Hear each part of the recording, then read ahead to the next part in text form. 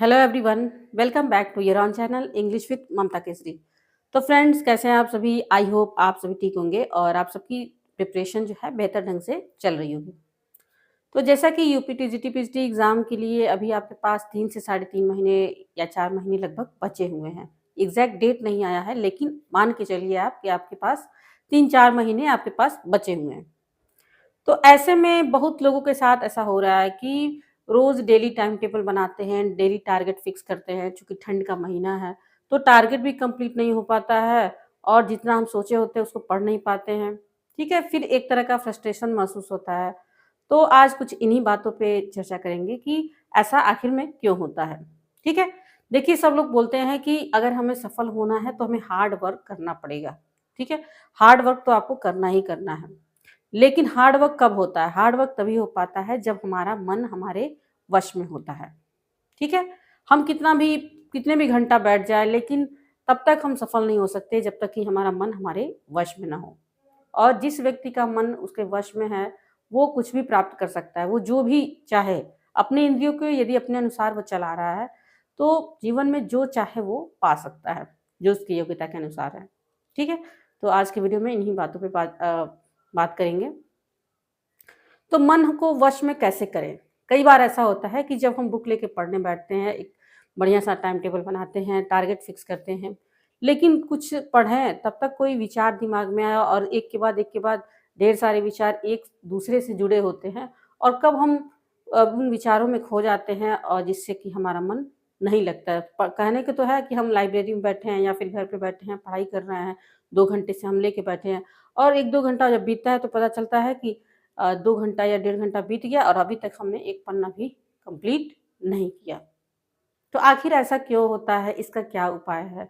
कैसे इससे मुक्ति पाया जाए?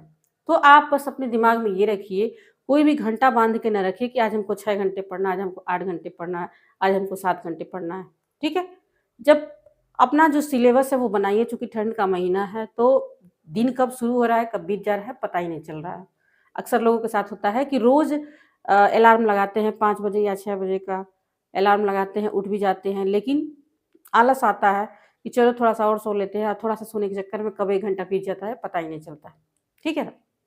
तो कोशिश करें इस समय, अगर घर पे आप रहते हैं, कोई जॉब नहीं कर रहे हैं, सिर्फ प्रिपरेशन कर रहे हैं, तो कोशिश करें कि धूप में जा कर के थोड़ा-सा भी, अगर हल्की धूप भी होती है, तो धूप में जा कर के दिन के समय पढ़ाई करें।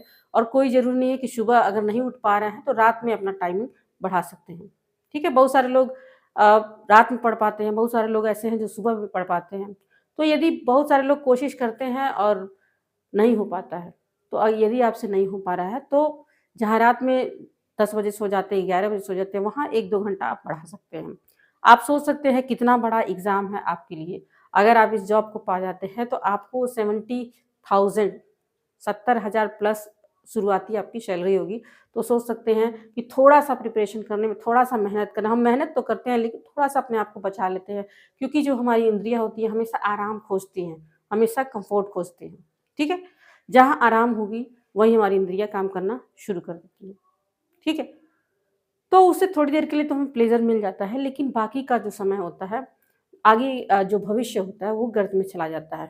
जब तक ऐज है, बहुत सारे लोग कमेंट करते हैं कि हम 37 साल के हो गए हैं, 35 साल के हो गए हैं। अक्सर लोग मुझे लगता है कि जो टीजीटी पीजीटी का के लिए अप्लाई करते हैं 30 प्लस ही होते हैं। बहुत कम ही लोग होते हैं जो कि 30 से कम होते हैं, क्योंकि हमेशा वैकेंसी आती नहीं है।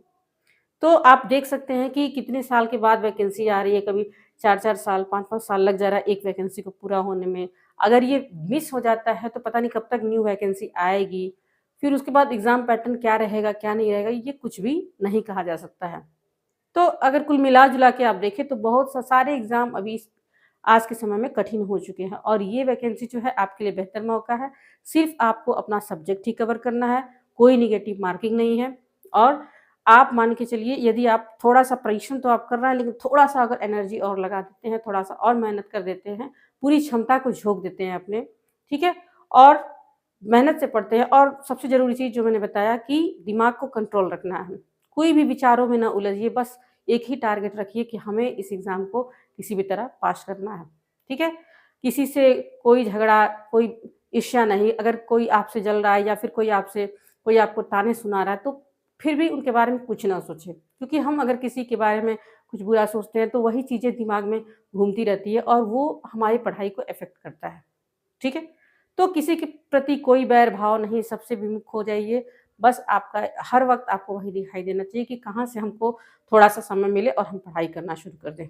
और ठंड में एक साथ लंबे टाइम तक पढ़ाई हो नहीं पाती है, इसलिए अगर 1 ही घंटा पढ़ रहे हैं तो 1 घंटा पढ़िए, थोड़ा-सा रेस्ट कीजिए, थोड़ा आराम कीजिए, टहलिए, गुनगुना पानी पीजिए, फिर उसके बाद पढ़ाई कीजिए, ठीक है? 1 घंटा, आधा घंटा जैसे भी आपको टाइम मिले पढ़ाई कीजिए और कोशिश करें कि मेज़ कुर्सी पे बैठ के पढ़ें।